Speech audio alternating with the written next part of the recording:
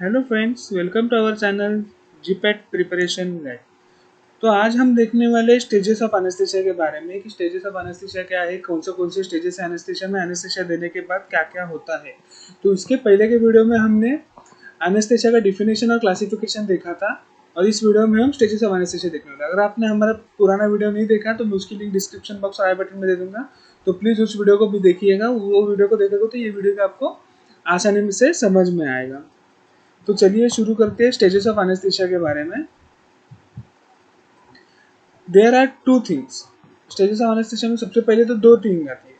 पहली मतलब phase of anaesthesia होता है और दूसरी मतलब स्टेजेस ऑफ एनेस्थीसिया होते हैं। यानी कि एनेस्थीसिया का फेजेस भी होते हैं और स्टेजेस भी होते हैं। फेजेस ऑफ एनेस्थीसिया मतलब क्या कि phases of anaesthesia it consist of induction, maintenance and recovery.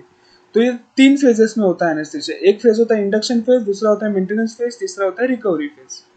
तो इंडक्शन फेज में क्या होता है, time for administration to anaesthesia, मतलब हमें जब एनेस्थेटिक ड्रग का डोज दिया जाता है तब से एनेस्थीसिया प्रोड्यूस होने तक, मतलब बॉडी में एनेस्थीसिया प्रोड्यूस होने तक का जो टाइम होता है उसे इंडक्शन टाइम कहा जाता है, फिर इंडक्शन फेज कहा जाता है। कि हमें अभी एनेस्थेटिक ड्रग दिया तो उसके 15 मिनट्स हाफ एन आवर में हमारे बॉडी में एनेस्थीसिया इंड्यूस होता है, वो एनेस्थीसिया के सिम्टम्स दिखाने लगता है, तो उस टाइम को इंडक्शन टाइम कहा जाता है। उसके बाद में सेकेंड पार्ट है मेंटेनेंस। मेंटेनेंस यानी कि हमें एक बार एनेस्थीसिया हो गया, हमारी बॉडी एनेस्थेटाइज हो गई, तो उसके बाद उस एनेस्थीसिया को ओवरऑल दी ऑपरेशन उसे मेंटेन रखना पड़ता है। तो उस स्टेज को फिर उस फेज को मेंटेनेंस फेज कहा जाता है। तो providing a sustained surgical anaesthesia, मतलब कि सस्टेन्ड सर्जिकल एनेस्थीसिया यानी कि उस पीरियड तक, उतने टाइम तक एनेस्थीसिया को प्रोड्यूस करके रखना, उसको अच्छे से मेंटेन करना, उसे मेंटेनेंस फेज कहा जाता है। तो थर्ड फेज है रिकवरी फेज। रिकवरी फेज यानी कि हमारा ऑपरेशन हो गया, उसके बाद में हमें एनेस्थीसिया से पर्सन को नॉर्मल वापस करना है, तो उस फेज को रिकवरी फेज कहा जाता है।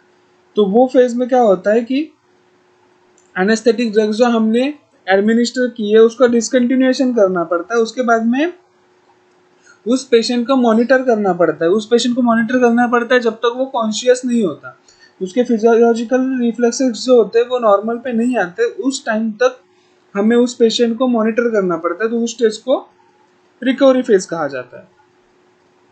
तो ये हो गया तीन फेजेस के बारे में, इंडक्शन, मेंटेनेंस एंड रिकवरी। अभी हम इसे डिटेल में देखते हैं आगे कि इंडक्शन फेज में क्या क्या होता है और क्या क्या दिया जाता है। इस तरह से हम इनका डिटेल देखते हैं। तो अब हम जानते हैं इंडक्शन फेज। इंडक्शन फेज में डिटेल में क्या होता है और कैसे किया जाता है। तो इंडक्शन फेज में सबसे पहली बात तो इंट्रावेनस इंजेक्शन दिया जाता है जनरल एनेस्थेटिक्स ड्रग्स का। जनरल एनेस्थेटिक ड्रग्स यानी कि प्रोपोफॉल जैसे ड्रग्स का इंट्रावेनस डोज इसलिए दिया जाता है ताकि इंडक्शन जल्दी हो। कि हमें, मतलब आप सबको पता है जैसे कि इंट्रावेनसली जब भी हम ड्रग देते हैं तो उसका ऑनसेट ऑफ एक्शन जो होता है वो बहुत फास्ट होता है, तो उसका इंट्रावेनस जनरल एनेस्थेटिक दिए जाते हैं प्रोपोफॉल जैसे, जिससे कि इंडक्शन फास्ट हो। उसके बाद inhalation and intravenous dosage to produce desired depth. Desired depth यानी उसको उतने टाइम तक एनेस्थेटाइज रखने के लिए उसे इनहेलेशन और इंट्रावेनस डोसेज प्रोड्यूस दिए जाते हैं। और थर्ड चीज ये होगी कि को administration of intravenous skeletal muscle relaxant. Intravenously ही स्केलेटल मसल रिलैक्सेंट्स दिए जाते हैं to facilitate intubation of and muscle relaxation. Intubation and muscle relaxation मतलब क्या, इंट्यूबेशन यानी कि इंट्यूबेशन, इंट्यूबेशन मतलब अंदर ट्यूब डालना। इंट्यूबेशन करने के लिए अभी जब भी हम कोई फॉरेन पार्टिकल अपने बॉडी में डालते हैं, फिर कोई फॉरेन चीज बॉडी में डालते हैं तो अपने मसल्स कंस्ट्रिक्ट होकर उसका अंदर जाना प्रोहिबिट करते हैं, तो उसे रोकने के लिए स्केलेटल मसल रिलैक्सेंट दिए जाते हैं ताकि वो उसकी एंट्री को इजीली कर पाए, मतलब वो एडमिनिस्टर हम कर पाए। उसके वजह से मसल रिलैक्सेंट्स को देना बहुत इंपॉर्टेंट होता है। तो ये हो गया इंडक्शन के बारे में। तो अब हम देखते हैं मेंटेनेंस फेज में क्या क्या होता है। तो मेंटेनेंस फेज में सबसे पहली बात होती है कि पेशेंट जो होता है वो सर्जिकली एनेस्थेटाइज होता है, मतलब उसमें हम सर्जरी कर सके, सर्जरी को प्रोड्यूस किया जाए उस लेवल तक उसका एनेस्थेटाइज किया जाता है। Vital signs and responses to various stimuli are maintain, मतलब वाइटल साइंस जो होते हैं या फिर रिस्पॉन्सेज जो हमारी बॉडी के होते हैं उसे मेंटेन रखा जाता है। Opioids fentanyl are often used for pain relief, मतलब ऑपरेशन करने के टाइम पे कटिंग होता है या फिर जो भी स्टिचिंग होता है उस टाइम पे जो पेन होता है उससे रिलीफ मिलने के लिए ओपॉइड्स लाइक फेनेटेनाइल आर यूज। अगर आपने क्लासिफिकेशन वाला वीडियो देखा रहेगा तो इन ड्रग्स से आप फेमिलियर हो गए, इसलिए मैंने कहा कि पहले क्लासिफिकेशन और डिफिनेशन वाला वीडियो देखोगे तो ये वीडियो आपको इजी एकदम आसानी से समझ में आए। Intravenous infusion of various drugs में भी use, intravenous infusion of various drugs में भी यूज मतलब ये क्यों यूज किया जाता है, ताकि ऑपरेशन हम जब भी कर रहे हैं उस टाइम पे उसको एनेस्थेटाइज रखने के लिए और उसके साथ साथ वो मसल का रिलैक्सेशन करने के लिए, ये सब चीजें करने के लिए इंट्रावेनस इन्फ्यूजन हमेशा कंटिन्यू दिए जाते हैं। तो ये हो गया मेंटेनेंस फेज के बारे में। अगला फेज है रिकवरी फेज। रिकवरी फेज में क्या होता है कि post operative anaesthesia admixture is withdrawn, मतलब क्या कि पोस्ट ऑपरेटिव ऑपरेशन होने के बाद में हमने जो एनेस्थेशिया का एडमिक्सचर दिया होता है उसे हमारे बॉडी में से विड्रॉ कर लिया जाता है। पेशेंट को मॉनिटर करते हैं जब तक वो कॉन्शियसनेस में रिटर्न नहीं आता, मतलब जब तक पेशेंट को होश नहीं आता तब तक उसको अंडर ऑब्जर्वेशन मॉनिटरिंग रखते हैं। स्केलेटल मसल रिलैक्सेंस जो होते हैं वो फुल्ली मेटाबोलाइज नहीं होता है हमारे बॉडी के अंदर, तो उसको रिवर्सल एजेंट्स दिए जाते हैं ताकि जो स्केलेटल मसल रिलैक्सेंस का एक्शन है उसका अपोजिट एक्शन देके सब नलीफाई कर देना चाहिए उसके एक्शंस को, इसलिए रिवर्सल एजेंट्स को भी एडमिनिस्टर किया जाता है। और जो एनेस्थियोलॉजिस्ट होता है, एनेस्थियोलॉजिस्ट मतलब कौन, कि जो एनेस्थेशिया स्पेशलिस्ट होते हैं जो कि एनेस्थेशिया प्रोड्यूस करने के लिए हॉस्पिटल में ऑपरेशन थिएटर में प्रेजेंट होते हैं, तो वो जो है वो पेशेंट को मॉनिटर करते हैं जब तक वो फुल्ली नॉर्मल नहीं होते, फुल रिकवरी नहीं होता पेशेंट का ऑपरेशन के बाद, यानी कि पोस्ट ऑपरेशन के बाद जब भी पेशेंट फुल रिकवरी नहीं होता तब तक एनेस्थेशियोलॉजिस्ट को वहां पे रहना चाहिए। तो ये हो गया phases of anaesthesia, 3 phase, induction, maintenance and recovery. अब हम देखते हैं स्टेजेस ऑफ एनेस्थेशिया। तो हमने देखा कि पहले फेजेस देखे, अभी हम देखेंगे स्टेजेस ऑफ एनेस्थेशिया की जो एनेस्थेशिया हम देते हैं वो कौन से स्टेज से होता है और हमारी बॉडी कितने स्टेजेस से पास होती है एनेस्थेशिया प्रोड्यूस करते टाइम या फिर विड्रॉ करते टाइम। स्टेज 1 होता है एनाल्जेसिया, एनाल्जेसिया यानी लॉस ऑफ पेन। स्टेज 2 होता है एक्साइटमेंट, कॉम्बेटिव बिहेवियर, मतलब हमारा बॉडी बहुत ज्यादा एक्साइट हो जाता है और वो हम अलग अलग बिहेवियर्स करने लगते हैं, जैसे कि हमारा स्वेटिंग भी ज्यादा हो जाता है, ऐसे मतलब बहुत सारे रीजन है जो कि एक्साइटेड बिहेवियर होता है हमारा। और स्टेज 3 है सर्जिकल एनेस्थेशिया जो कि बेस्ट स्टेज है सर्जरीज को परफॉर्म करने के लिए। और स्टेज 4 होता है मेडुलरी पैरालिसिस जो कि अनकॉन्शियसनेस और जिसके वजह से डेथ भी हो सकता है। तो इन स्टेजेस को हम अभी डिटेल में देखेंगे।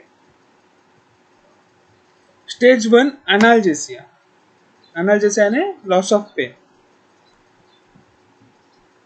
अभी उसमें क्या होता है, ड्रॉजीनेस होता है, अमनेशिया होता है, रिड्यूस अवेयरनेस ऑफ पेन, मतलब हमारे बॉडी में हमें पेन सेंसेशन होता ही नहीं है कि एक्सटर्नल स्टिमुलाई कुछ भी हो, पेन प्रोड्यूस होता ही नहीं है बॉडी में। तो ये होता है स्टेज 1 में, एनाल्जेसिया में ही हमारा पेन सेंसेशन हट जाता है।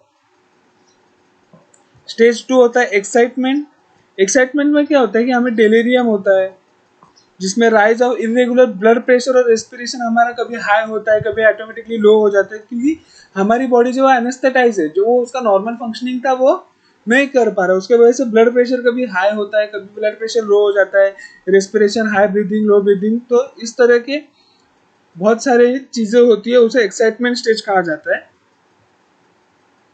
To shorten this period, a rapid-acting anesthesia like propofol is administered intravenous before inhaled anesthesia. तो इसका मतलब क्या है कि अगर एक्साइटमेंट स्टेट को हमें शॉर्टन करना है, यानी कि एक्साइटमेंट स्टेट को कम पीरियड में खत्म करना है, तो इंट्रावेनसली एनेस्थेशिया दिया जाता है जैसे कि प्रोपोफॉल, क्योंकि इंट्रावेनसली उसका ऑनसेट ऑफ एक्शन फास्ट होता है, तो वो एनाल्जेसिया स्टेज होती है, एक्साइटमेंट स्टेज भी बहुत जल्दी प्रोड्यूस करेगा और उसका एंड भी हो जाएगा एक्साइटमेंट स्टेट का। तो इसमें मेन चीजें याद रखनी यही है कि डेलेरियम और इरेगुलर ब्लड प्रेशर और रेस्पिरेशन होता है, इरेगुलर ब्लड प्रेशर और रेस्पिरेशन होता है। Stage 3 of anaesthesia is surgical anaesthesia. Loss of muscle tone, muscle tone यानी कि जो मसल में हमारा मास होता है, जो मसल का स्टिफनेस होता है वो लॉस होता है इसमें। Adult stage of surgery required careful monitoring. Careful monitoring क्यों, क्योंकि अगर कोई डॉक्टर परफॉर्म कर रहा है ऑपरेशन और उस टाइम पे अगर पेशेंट एनेस्थेशिया से रिकवरी दिखाने लगे तो वो बहुत डेंजर होगा उस पेशेंट के लिए, इसलिए उसको मॉनिटरिंग दिया जाता है, उसको पर्टिकुलर टाइम में उसको एनेस्थेटिक ड्रग्स का डोसेस दिया जाता है एनेस्थेशिया को प्रोड्यूस रखने के लिए। स्टेज 4 है मेडुलरी पैरालिसिस। मेडुलरी पैरालिसिस जैसे कि नाम से मालूम पड़ता है कि पैरालिसिस यानी कि कुछ डेंजर, इसमें पैरालिसिस होने के चांसेस है। Severe depression of the respiratory and vasomotor centre, मतलब इसमें क्या होता है कि हमारा जो रेस्पिरेटरी सिस्टम है उस पर सीवियर डिप्रेशन प्रोड्यूस होता है और वैसोमोटर सेंटर्स पे, जिससे ब्लड प्रेशर भी हमारा फ्लक्चुएट हो सकता है। Death can occur unless respiration and circulation are not maintain, अगर हमारा रेस्पिरेशन और सर्कुलेशन अगर हम मेंटेन नहीं कर पाए वो पेशेंट का, तो सडन डेथ भी अकर हो सकता है। तो ये हो गया स्टेजेस ऑफ एनेस्थीसिया के बारे में। तो आज हमने वीडियो में क्या देखा, फेजेस ऑफ एनेस्थीसिया देखा और स्टेजेस ऑफ एनेस्थीसिया देखा। फेजेस ऑफ एनेस्थीसिया में 3 फेज होते हैं, induction phase, maintenance phase, recovery phase. और स्टेजेस ऑफ एनेस्थीसिया में 4 स्टेजेस होते हैं, analgesia, excitement, surgical anaesthesia, medullary paralysis.